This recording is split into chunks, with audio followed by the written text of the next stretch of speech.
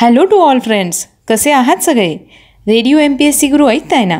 Radio MPSC Guru spreading the knowledge powered by Spectrum अकॅडमीमध्ये मी RJ Priya तुम्हा सगळ्यांचं स्वागत करते. मित्रांनो, आपण दिवसाची सुरुवात एक सुंदर आणि प्रेरणादायी विचार ऐकून करत असतो.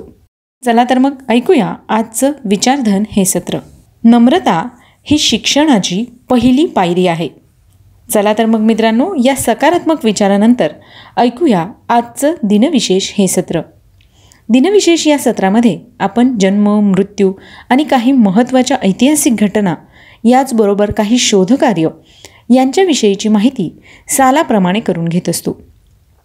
एकूणच काय तर आत्ताचा क्षण हा पुढच्या सेकंदाला इतिहास होत असतो. त्यातले काहीच क्षण जगाला विशेष म्हणून अजरामर होतात. चला तर मग जाणून घेऊया आजच्या दिवसाची विशेष गोष्ट, म्हणजेच आजचं 12 जूनचं दिनविशेष हे सत्र. मित्रांनो, 12 जून हा दिवस जागतिक बाल कामगार विरोधी दिवस म्हणून साजरा केला जातो. सन 2002 साली याची सुरुवात करण्यात आली होती. आपण नेहमीच लहानपण देगा देवा असं म्हणत असतो. बालपणाचा काळ हा खूप सुखद अनुभव देणारा काळ असतो. 14 वर्षाच्या आतील जी मुले आपल्या व आपल्या परिवाराचा उदरनिर्वाह करण्यासाठी मोलमजुरी करतात त्यांना बाल कामगार असे म्हणतात. या गोष्टीला आळा घालण्यासाठी व जगात याबद्दल जनजागृती करण्याकरता संयुक्त राष्ट्राच्या सभेने दरवर्षी 12 जून या दिवशी जागतिक बाल कामगार विरोधी दिन साजरा करण्याचं ठरवलं. तेव्हा मित्रांनो, तुम्हीसुद्धा ज्यावेळी बाल कामगार बघाल तर त्यावेळेला नक्कीच विरोध करा आणि ह्या छोट्या छोट्या मुलांना त्यांचं आयुष्य चांगल्या पद्धतीने कसं जगता येऊ शकतं, त्यांच्या या कोवळ्या वयात त्यांना शिक्षण कसं घेता येऊ शकतं, यासाठी नक्की मदत करा. चला तर मग यानंतर ऐकूया आणखी काही महत्त्वाच्या घटना. आजच्याच दिवशी सन 1996 साली भारतीय पंतप्रधान HD देवेगौडा यांच्या संयुक्त आघाडी सरकारने लोकसभेत बहुमत सिद्ध केलं. आजच्याच दिवशी सन 1998 साली भारत व पाकिस्तान देशांनी आपापल्या देशात केलेल्या आण्विक चाचण्यांमुळे G8च्या सदस्य देशांनी या देशांना कर्ज न देण्याचा निर्णय घेतला. आजच्याच दिवशी 1812 साली फ्रान्स शासक नेपोलियन बोनापार्ट यांनी रशियावर आक्रमण केलं. 1964 साली दक्षिण आफ्रिकेचे गांधी म्हणून ओळखले जाणारे प्रसिद्ध वर्णद्वेषी विरोधी नेता नेल्सन मंडेला यांना आजन्म जन्मठेपेची शिक्षा सुनावण्यात आली. नेल्सन मंडेला दक्षिण आफ्रिकेचे पहिले कृष्णवर्णीय राष्ट्राध्यक्ष तसेच वर्णद्वेष आणि वर्णभेद विरोधी मोहिमेतील आदर्श व्यक्तिमत्व म्हणून ओळखलं जाते. यानंतर जाणून घेऊया आणखी काही महत्त्वाच्या घटना. आजच्याच दिवशी सन 1975 साली झालेल्या निवडणुकांमध्ये भारताच्या तत्कालीन प्रधानमंत्री श्रीमती इंदिरा गांधी यांनी सरकारी यंत्रणेचा वापर केला असल्याने त्यांना दोषी ठरवण्यात आले व त्यांची निवडणूक अवैध ठरवण्यात आली होती. आजच्याच दिवशी 1905 साली नामदार गोपाळकृष्ण गोखले यांनी भारत सेवक समाजाची स्थापना केली. आजच्याच दिवशी सन 2001 साली भारत आणि बांगलादेश या दोन देशांदरम्यान सरहद्दीबद्दल चर्चा करण्यात आली होती.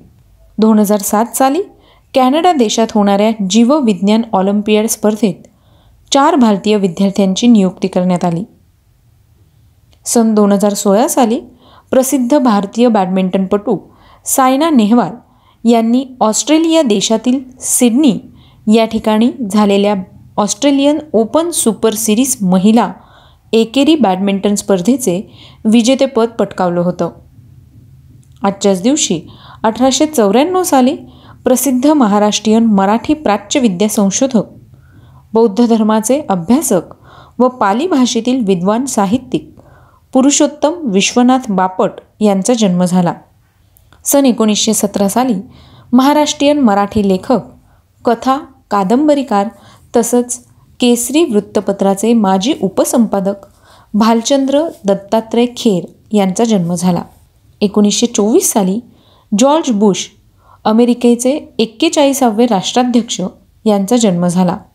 जॉर्ज बुश हे अमेरिकेचे 41वे राष्ट्राध्यक्ष होते. त्यांनी 20 जानेवारी 1989 ते 20 जानेवारी 1993 या कालखंडात राष्ट्राध्यक्षपदाची सूत्रे सांभाळली. अध्यक्ष कारकिर्दी अगोदर हा रोनाल्ड रॅगन यांच्या अध्यक्षीय राजवटीत 1981 ते 1989 या कालखंडात अमेरिकेचा 43वे उपराष्ट्राध्यक्ष म्हणून त्यांनी काम बघितलं. याचबरोबर ते अमेरिकी प्रतिनिधीगृहात 1967 ते 1971 या कालावधीत टेक्सासचे प्रतिनिधी होते. 1976 ते 1977 या काळात त्यांनी सेंट्रल इंटेलिजन्स एजन्सी अर्थात CIA या गुप्तचर संस्थेच्या संचालक पदाचीही धुरा वाहिली. यानंतर जाणून घेऊया आणखी काही महत्त्वाच्या घटना. आजच्याच दिवशी सन 1915 साली प्रसिद्ध भारतीय कन्नड लेखक, नाटककार, रंगमंच कलाकार, दिग्दर्शक, पत्रकार आणि सामाजिक कार्यकर्ते C.K. नागराजा यांचा जन्म झाला. सन 1919 साली हिंदू धर्मीय समर्थक व सनातन धर्मवादी नथुराम गोडसे यांचे बंधू गोपाल विनायक गोडसे यांचा जन्म झाला.